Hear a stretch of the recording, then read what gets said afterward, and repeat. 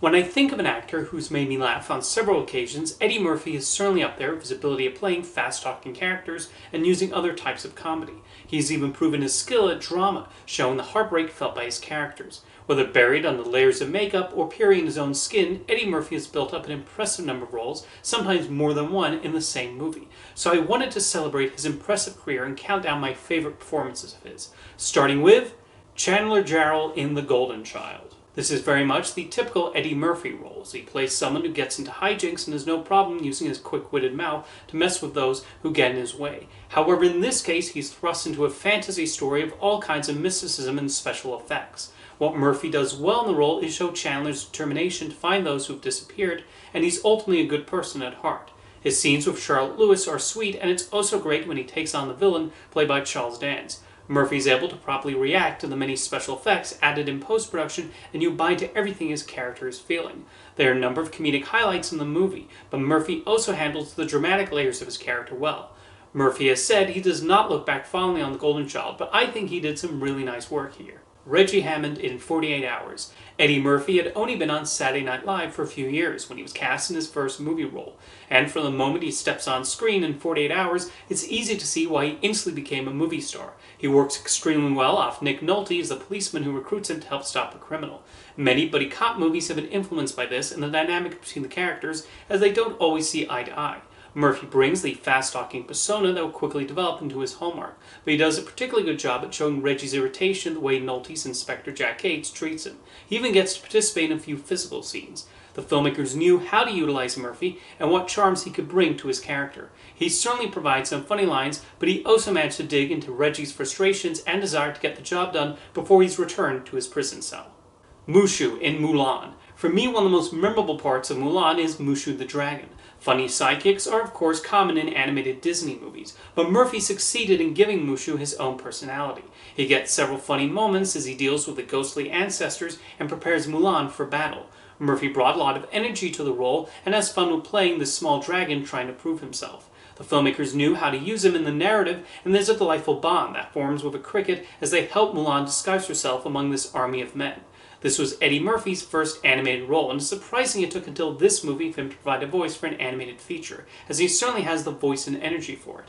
Whether speaking loudly in the shadows to make himself feel bigger, providing a wisecrack, or shaming someone by bringing dishonor on that cow, Mushu was a highlight in Mulan for me, and a large amount of credit goes to Eddie Murphy. Billy Ray Valentine in Trading Places. His second feature film role, this character again offered Murphy the opportunity to bring his comedic sensibilities to a role while also showing his growth throughout the story. The early scenes of him pretending to be a war veteran already establish who Billy Ray is, but there's also an element of sympathy there as he deals with the hoity-toity rich people like Dan Aykroyd's Louis Winthorpe III. When he eventually trades places with him and winds up living in Louis's fancy home, Murphy conveys his excitement and then changes into exactly the kind of person he initially tried to get money from.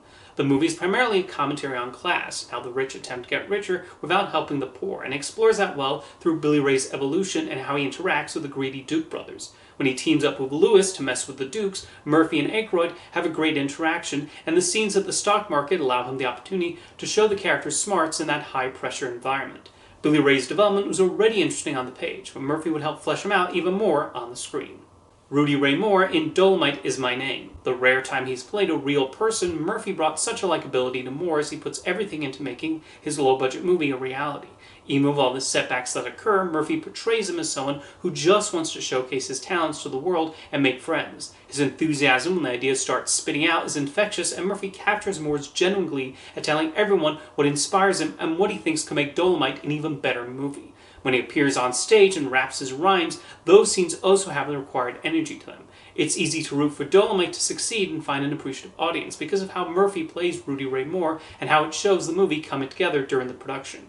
Eddie Murphy greatly admired Moore, and that absolutely comes through in his performance. Kit Ramsey and Jif in Bowfinger. A movie that had Murphy play dual roles, Bowfinger is a great example of just how versatile he is. As Kit Ramsey gets laughs as a paranoid movie star who's confused by the strange people who keep walking up to him and talking about aliens. That is, of course, in reality a movie being filmed by a small-time director trying to make it big, and it's hilarious how Kit interprets everything that happens. He also does well in depicting Ramsey's temper and frustrations at the parts he's offered.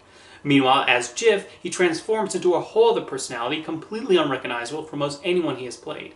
Jif does not even sound like Murphy, and he gets some hilarious moments, like a scene where Bowfinger makes him run in the middle of a highway. There's a nice innocence to the character too, and his growing enthusiasm to just help out on the movie is well portrayed by Murphy. We believe Kit and Jif are separate characters, and this would not be the only time Eddie Murphy accomplished this. Sherman Klump, Buddy Love, and the Klump family in The Nutty Professor.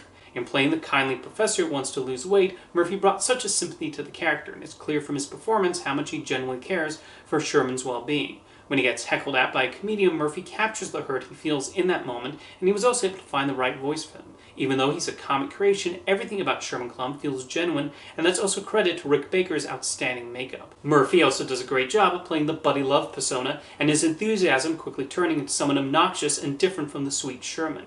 One of the film's highlights comes from when he confronts the aforementioned shock comedian, with Murphy going all in, throwing those insults back at him. And then there's the Klump family. Murphy was able to play them multiple personalities in the same scene, and through Baker's makeup and the clever editing, we believe these are individual people sitting around the dinner table. He makes sure each one is unique, and we completely get the gist of this family and how they communicate with one another. The Nutty Professor truly gave Eddie Murphy the opportunity to take on so many comedic personas, and with remarkable speed and timing. Jimmy Early in Dreamgirls. Playing a James Brown-like performer, Murphy brought so many layers to Early as he deals with so much heartbreak throughout his career. When he's first introduced, has an incredible energy as expected from Murphy, but he also excels at the musical numbers. When Jimmy takes to the stage and performs with the Dreamettes as backup, he electrifies the screen with his moves and his genuine excitement at being in front of an audience. His chemistry with the Dreamettes is nicely shown, and it's great seeing their interactions. Dreamgirls is obviously not the first time Eddie Murphy has sung on screen, but it makes one surprised he's not starred in more musicals. When Jimmy's career goes through difficulties due to the actions of record manager Curtis Taylor, Murphy shows the sadness he feels being rejected like this and the mental effect it has on him. There are quite a few sympathetic characters in Dreamgirls who have dealt a rough hand, and Jimmy's probably hit the hardest. Murphy earned an Oscar nomination for this role, and he was absolutely deserving for the excellent musical prowess and the dramatic layers he brought to it. Donkey in Shrek. When I was younger and would watch Shrek over and over again, Donkey and Eddie Murphy's vocal performance was one of the main reasons why. This is a character that finds the right balance of being annoying to the green ogre he runs into, but never reaches that point with the audience. Murphy gets some of the biggest laughs in a movie that's already hilarious, primarily because of his perfect line deliveries. Everyone remembers Donkey talking about staying up late, swapping manly stories, and in the morning making waffles, and it's because of how Murphy chose to say that line that it becomes funny. His various other interactions with Shrek are also wonderful, and when Donkey eventually grows to understand Shrek and everything he's had to deal with, Murphy nails those parts too. He makes us believe that this donkey can fall in love with a dragon, and his frustrations with Shrek also work.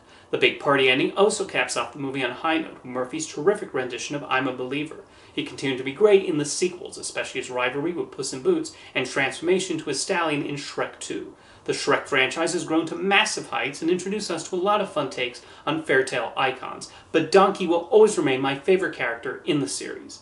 And my number one favorite Eddie Murphy performance is Axel Foley in Beverly Hills Cop. This was such a perfect marriage of actor of a character tailor-made to his talents. It's fascinating to think that at one point Sylvester Stallone was going to star in Beverly Hills Cop, and he rewrote the script by removing almost all the comedy. When he dropped out and Murphy signed on, not only was the comedy put back in, it was rewritten to take advantage of Murphy's ability at fast-talking and charming whoever he comes across. There's almost a Bugs Bunny element to Axel as he messes with anyone who serves as an obstacle for him solving this case, but he also gets along well with several characters who endear to him. His determination to find out who killed his friend is wonderfully portrayed by Murphy, creating the needed dramatic interest in the story and hoping Axel can catch those responsible. When he's required to do action, he delivers in those scenes too. When I think of Eddie Murphy's many roles, Beverly Hills Cop is usually the first thing that comes to mind, and for good reason. However, as you can see, he has delivered several worthy performances throughout his career.